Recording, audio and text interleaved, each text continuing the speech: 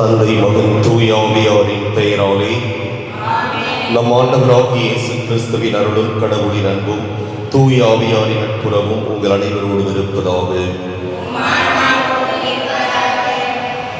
சகோதர சகோதரிகளே, தூய மறை நிகழ்வுகளை கொண்டாட நாம் தகுதி பெறும் பொருட்டு நம் பாவங்களை ஏற்றுக்கொள்வோம். எல்லாம் வல்ல இறைவனிடமும்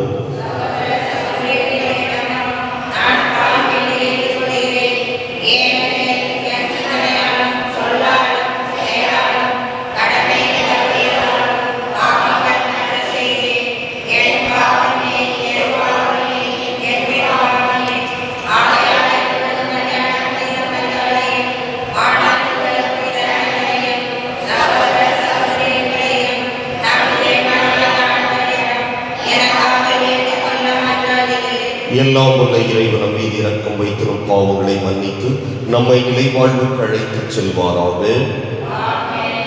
மன்றாடுவோமாக. இறைவா, நேர்மையான மனத்தினரின் ஒளியும் எதிர்நோக்குமாக இருப்பவரே, உம்மை தாழ்மையுடன் வேண்டுகிறோம். எங்கள் இதயங்கள் உமக்கு ஏற்ற மன்றாட்டை புரிவதாலும் என்றும் உமது புகழை கடமை உணர்வோடு பறைசாற்றுவதாலும் உம்மை என்றும் மேன்மைப்படுத்துவோமாக. உம்மோடு தூய ஆவியாரின் ஒன்றிப்பில் இறைவனாய் என்றென்றும் வாழ்ந்து ஆட்சி செய்கின்ற அவர் வழியாக மன்றாடுகின்றோம். முதல் வாசகம். இயேசுவின் பெயரை முன்னிட்டு அவமதிப்புக்கு உரியவர்களாக கருதப்பட்டதால் மகிழ்ச்சியோடு வெளியே சென்றார்கள். திருத்தூதர் பணிகள் நூலிலிருந்து வாசகம். அதிகாரம் 5, இறைவசனங்கள் 34 முதல் 42 வரை. அந்நாட்களில் கமாலியேல் என்னும் பேருடைய பரிசேயர் ஒருவர் தலைமைச் சங்கத்தில் எழுந்து நின்றார். இவர் மக்களை அனைவராலும் மதிக்கப்பட்ட திருச்சட்ட ஆசிரியர். திருத்தூதரை சிறிது நேரம் வெளியே போகும்படி ஆணையிட்டு அவர் சங்கத்தாரை நோக்கி கூறியது: இஸ்ரேல் மக்களே, இந்த மனிதர்களுக்கு நீங்கள் என்ன செய்ய எண்ணியுள்ளதை குறித்து எச்சரிக்கையாயிருங்கள். சிறிது காலத்திற்கு முன்பு தெயுதா என்பவர் தோன்றி தான் பெரியவன் என்று கூறிக்கொண்டு ஏறத்தாழ 400 பேரை தன்னுடன் சேர்த்து கொண்டார். ஆனால் அவன் கொல்லப்பட்டான். அவனை பின்பற்றி அனைவரும் சிதறி போகவே அந்த இயக்கம் ஒன்றுமில்லாமல் போயிற்று. இவற்றுக்கு பின்பு மக்கள் தொகை கணக்கிடப்பட்ட நாட்களில் கலிலேயனான யூதா என்பவன் தோன்றி தன்னோடு சேர்ந்து கிளர்ச்சி செய்யும்படி மக்களை தூண்டினான். அவனும் அழிந்தான். அவனை பின்பற்றிய மக்கள் அனைவரும் சிதறி போயினர். ஆகவே இப்போது நீங்கள் இம்மனிதர்களை விட்டுவிடுங்கள் என நான் உங்களுக்கு கூறுகின்றேன். இவர்கள் காரியத்தில் நீங்கள் தலையிட வேண்டாம். இவர்கள் திட்டமும் செயலும் மனிதனிடத்திலிருந்து வந்தவை என்றால் அவை உடைந்து போகும். அவை கடவுளை சார்ந்தவை என்றால் நீங்கள் அவற்றை ஒழிக்க முடியாது. நீங்கள் கடவுளோடு போரிடுபவர்களாகவும் ஆகுவீர்கள். அவர் கூறியதை சங்கத்தார் ஏற்றுக்கொண்டார்கள். பின்பு அவர்கள் திருத்தூதர்களை அழைத்து அவர்களை கையமுடைத்து இயேசுவை பற்றி பேசக்கூடாது என்று கட்டளையிட்டு விடுதலை செய்தனர். இயேசுவின் பெயரை முன்னிட்டு அவமதிப்புக்கு உரியவர்களாக கருதப்பட்டதால் திருத்தூதர்கள் மகிழ்ச்சியோடு தலைமை சங்கத்தை விட்டு வெளியே சென்றார்கள். அவர்கள் நாள்தோறும் கோவிலிலும் வீடுகளிலும் தொடர்ந்து கற்பித்து இயேசு கிறிஸ்துவை பற்றி நற்செய்தியை அறிவித்து வந்தார்கள். ஆண்டவர்களுக்கு மறுவாக பல்துறை பாடல் பல்லவி. ஆண்டவரின் இல்லத்தில் நான் குடியிருக்க வேண்டும். ஆண்டவரின் இல்லத்தில் நான் குடியிருக்க வேண்டும். ஆண்டவரே என் ஒளி, அவரே என் மீட்பு. யாருக்கு நான் அஞ்ச வேண்டும்? ஆண்டவரே என் உயிருக்கு அடைக்கலம். யாருக்கு நான் அஞ்சி நடக்க வேண்டும்? பல்லவி. ஆண்டவரின் இல்லத்தில் நான் குடியிருக்க வேண்டும். நான் ஆண்டவரிடம் ஒரு விண்ணப்பம் செய்தேன். அதை நான் நாடி தேடுவேன். ஆண்டவரின் இல்லத்தில் என் வாழ்நாள் நான் குடியிருக்க வேண்டும். ஆண்டவரின் அழகை நான் காண வேண்டும். அவரது கோவிலில் அவரது திருவுளத்தை கண்டறிய வேண்டும். பல்லவி. ஆண்டவரின் இல்லத்தில் நான் குடியிருக்க வேண்டும். வாழ்வோரின் நாட்டினிலே ஆண்டவரின் நலன்களை காண்பேன் என்று நான் இன்னும் நம்புகின்றேன். நெஞ்சே, ஆண்டவருக்காக காத்திரு, மன உறுதி கொள், உள்ளம் வலிமை பெருகும். ஆண்டவருக்காக காத்திரு. பல்லவி. ஆண்டவரின் இல்லத்தில் நான் குடியிருக்க வேண்டும்.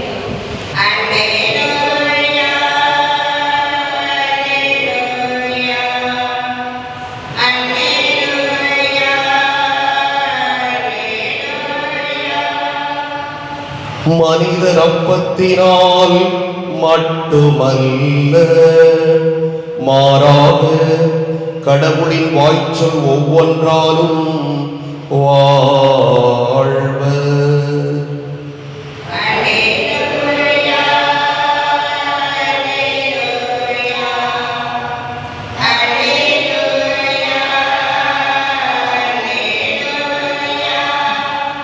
ஆண்டவர் உங்களோடு இருப்பாராக. யோவான் எழுதிய தூய நற்செய்தியிலிருந்து வாசகம். அதிகாரம் 6, இறைவாக்குகள் 1 தொடக்கம் 15. அக்காலத்தில் இயேசு கலிலேயக் கடலை கடந்து மறுகரைக்கு சென்றார். அதற்கு திபேரியக் கடல் என்றும் பெயர் உண்டு. உடல் நலமற்றோருக்கு அவர் செய்து வந்த அரும் அடையாளங்களைக் கண்டு மக்கள் பெருந்திரளாய் அவரை பின்தொடர்ந்தனர். இயேசு மலைமேல் ஏறி தம் சீடரோடு அமர்ந்தார். யூதருடைய பாஸ்கா விழா அண்மையில் நிகழவிருந்தது. இயேசு நிமிர்ந்து பார்த்து மக்கள் பெருந்திரளாய் அவரிடம் வருவதைக் கண்டு, இவர்கள் உண்பதற்கு நாம் எங்கிருந்து அப்பம் வாங்கலாம் என்று பிலிப்பிடம் கேட்டார். தாம் செய்ய போவதை அறிந்திருந்தும் அவரை சோதிப்பதற்காகவே இக்கேள்வியை கேட்டார். பிலிப்பு மறுமொழியாக, 200 தெனாரியத்திற்கு அப்பம் வாங்கினாலும் ஆளுக்கு ஒரு சிறு துண்டும் கிடைக்காதே என்றார். அவருடைய சீடருள் ஒருவரும் சீமோன் பேதுருவின் சகோதரருமான அந்திரேயா, இங்கே சிறுவன் ஒருவன் இருக்கிறான், அவனிடம் 5 வார்கோதுமை அப்பங்களும் 2 மீன்களும் உள்ளன, ஆனால் இத்தனை பேருக்கு இவை எப்படி போதும் என்றார். இயேசு மக்களை அமரச் செய்யுங்கள் என்றார். அப்பகுதி முழுவதும் புல்தரையாயிருந்தது. அமர்ந்திருந்த ஆண்களின் எண்ணிக்கை ஏறக்குறைய 5000. இயேசு அப்பங்களை எடுத்து கடவுளுக்கு நன்றி செலுத்தி அமர்ந்திருந்தோருக்கு கொடுத்தார். அவ்வாறே மீன்களையும் பகிர்ந்தளித்தார். அவர்களுக்கு வேண்டிய மட்டும் கிடைத்தது. அவர்கள் வயிறார உண்டபின் ஒன்றும் வீணாகாதபடி எஞ்சிய துண்டுகளை சேர்த்து வையுங்கள் என்று தம் சீடனிடம் கூறினார். மக்கள் உண்டபின் 5 வார்கோதுமை அப்பங்களில் இருந்து எஞ்சிய துண்டுகளை சேர்த்து சீடர்கள் 12 கூடைகளில் நிரப்பினார்கள். இயேசு செய்த இந்த அரும் அடையாளத்தை கண்ட மக்கள், உலகிற்கு வரவிருந்த இறைவாக்கினர் உண்மையில் இவரே என்றார்கள். அவர்கள் வந்து தம்மை பிடித்து கொண்டு போய் அரசராக்கப் போகிறார்கள் என்பதை உணர்ந்து இயேசு மீண்டும் தனியாய் மலைக்கு சென்றார். கிறிஸ்துவின் நற்செய்தி.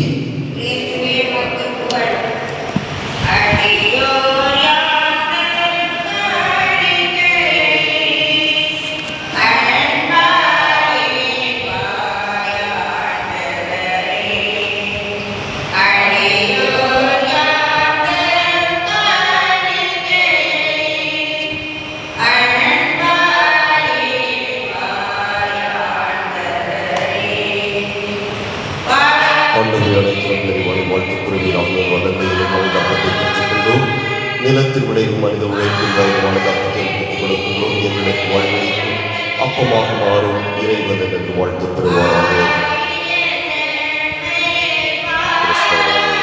திருமணமான தண்ணீர சமயத்தின் நடைமுறையாக நாம் வாழ்வதை பார்க்கிறோமாக.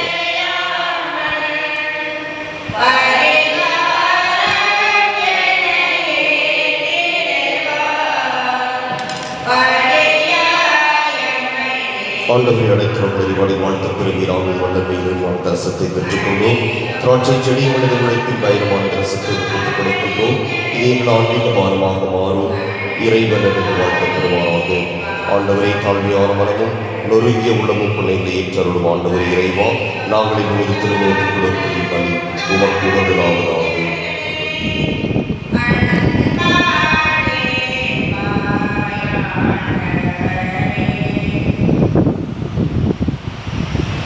சகோதர சகோதரிகளே, என்னுடையதும் உங்களுடையதுமான இப்பலி எல்லாம் வல்ல தந்தையாகிய இறைவனுக்கு ஏற்றதாகும்படி மன்றாடுங்கள்.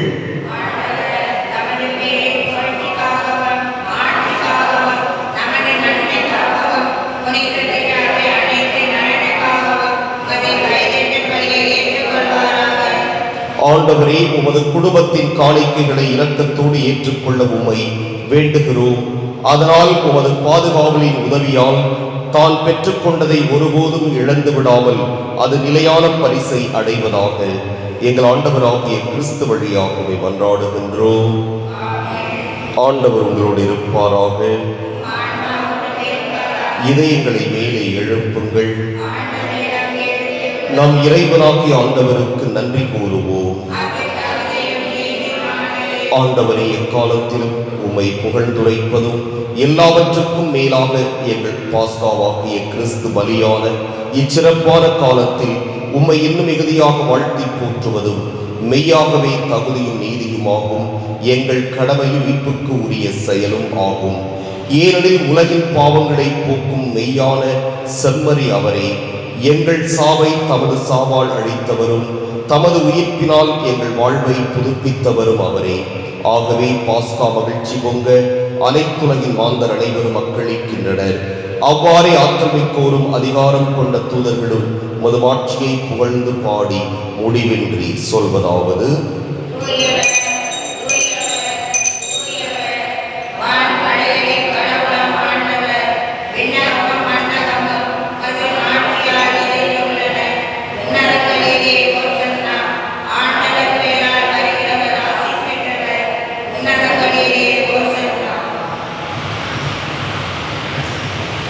ஆண்டவரே, நீர் மெய்யாகவே தூயவர், தூய்மை அனைத்துக்கும் ஊற்று. ஆகவே உம்முடைய ஆவியை பொழிந்து இக்காணிக்கைகளை தூய்மைப்படுத்த உம்மை வேண்டுகிறோம். இவ்வாறு எங்கள் ஆண்டவர் இயேசு கிறிஸ்துவின் உடலும் இரத்தமுமாக எங்களுக்கு இவை மாறுவனவாக.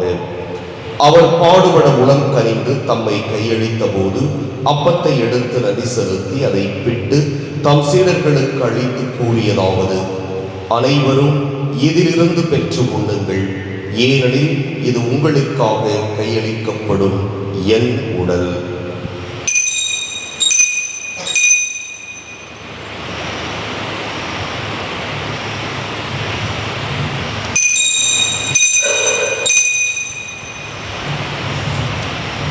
அவ்வண்ணமே இரவு விருந்தை அருந்தியபின் கிண்ணத்தையும் எடுத்து மீண்டும் உமக்கு நன்றி கூறி தம் சீடர்களுக்கு அளித்தவர் கூறியதாவது: அனைவரும் இதிலிருந்து பெற்று பருகுங்கள், ஏனெனில் இது புதிய நிலையான உடன்படிக்கைக்கு உரிய என் இரத்தத்தின் கிண்ணம். இது பாவ மன்னிப்புக்கென்று உங்களுக்காகவும் பலருக்காகவும் சிந்தப்படும். இதை என் நினைவாகச் செய்யுங்கள்.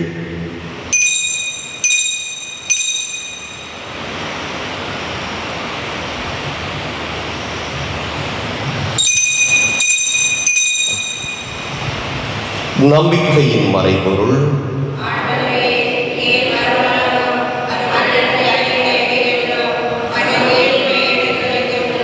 ஆகவே ஆண்டவரே, நாங்கள் கிறிஸ்துவின் இறப்பினையும் உயிர்ப்பினையும் நினைவு கூர்ந்து வாழ்வு தரும் அப்பத்தை மீட்பளிக்கும் கிண்ணத்தையும் உமக்கு ஒப்புக் கொடுக்கின்றோம். உம் திருமுன்னின்று உமக்கு ஊழியம் புரிய தகுந்தவர்கள் என எங்களை ஏற்றுக்கொண்டீர். எனவே உமக்கு நன்றி செலுத்துகிறோம். மேலும் கிறிஸ்துவின் உடலிலும் இரத்தத்திலும் பங்கு கொள்ளும் எங்களை தூய ஆவியாரோடு சேர்க்க வேண்டுமென உம்மை தாழ்மையுடன் மன்றாடுகின்றோம். ஆண்டவரே, உலகெங்கும் பரவியிருக்கும் உமது திரு அவையை நினைவு கூர்ந்தருளும். எங்கள் திருத்தந்தை பிரான்சிஸ், எங்கள் மறைமாவட்ட பரிபாலகர் சகாயராஜ், எல்லா திருநிலையினராகிய அனைவரோடும் உமது திரு அவை அன்பில் நிறைவு பெறச் செய்தருளும். மேலும் உயிர்த்தெழும் எதிர்நோக்குடன் துயில் கொள்ளும் எங்கள் சகோதரர் சகோதரிகளையும் இறந்தோர் அனைவரையும் இரக்கத்துடன் நினைவு கூர்ந்து உமது திருமுக ஒளியினுள் ஏற்றருளும். எங்கள் அனைவர் மீதும் இரக்கமாயிரும். கடவுளின் கன்னித்தாயான புனித மரியா,